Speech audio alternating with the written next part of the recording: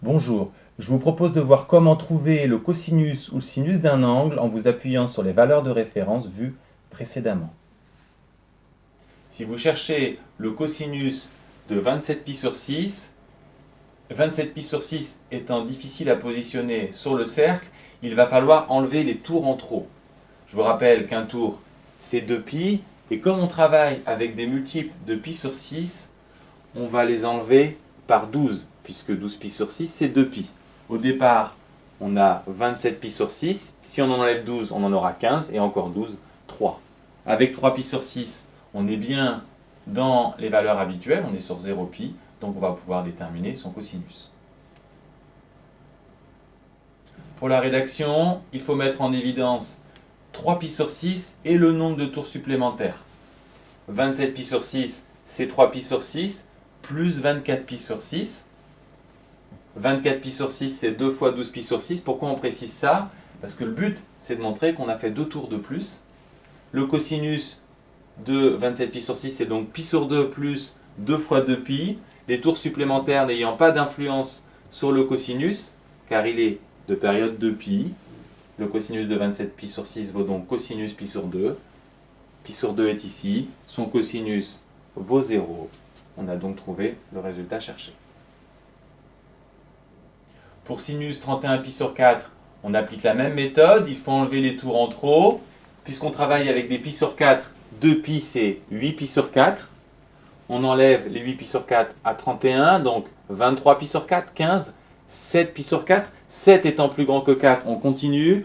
On va tomber sur moins 1. 1 étant plus petit que 4, on a un nombre qui va être compris entre moins π et π. On a donc une mesure principale et on s'arrête. De façon générale, vous vous arrêtez dès que vous avez un nombre plus petit que le dénominateur. Pour la rédaction, même principe que tout à l'heure, il faut faire apparaître le moins π sur 4 et les tours en trop. 32π sur 4, il faut mettre en évidence que c'est 4 tours. Les tours supplémentaires, on peut les enlever puisque le sinus est 2π périodique. Ensuite, il nous reste à déterminer sinus de moins π sur 4. Moins π sur 4, il n'est pas sur le quart de cercle de référence, mais c'est le symétrique de π sur 4. Donc son sinus est opposé à celui de π sur 4 que vous devez connaître. C'est racine de 2 sur 2. Donc on a moins racine de 2 sur 2. Pour sinus 130π sur 3, on travaille avec des multiples de π sur 3. Donc cette fois, les tours font 6π sur 3. Mais on ne va pas les enlever puisqu'en partant de 130, ça serait beaucoup trop long. On va avoir une méthode un peu différente. On va essayer de déterminer un nombre de tours qui permet de nous approcher de 130π sur 3. Si on prend 20 tours, c'est-à-dire 20 fois 6π sur 3, on est déjà à 120. On n'est pas loin de 130. Si on rajoute encore 2 tours, on va être à 132π sur 3. Autrement dit, 130π sur 3, c'est 132π sur 3 moins 2π sur 3. On fait apparaître maintenant le nombre de tours, 22. Et puisque le sinus est 2π périodique, le sinus cherché vaut sinus moins 2π sur 3. Si vous ne savez pas placer moins 2π sur 3, je vous rappelle que π sur 3 est ici, 2π sur 3, vous devez le savoir, est ici, et moins 2π sur 3, c'est tout simplement son opposé qu'on avait déjà vu en tant que 4π sur 3.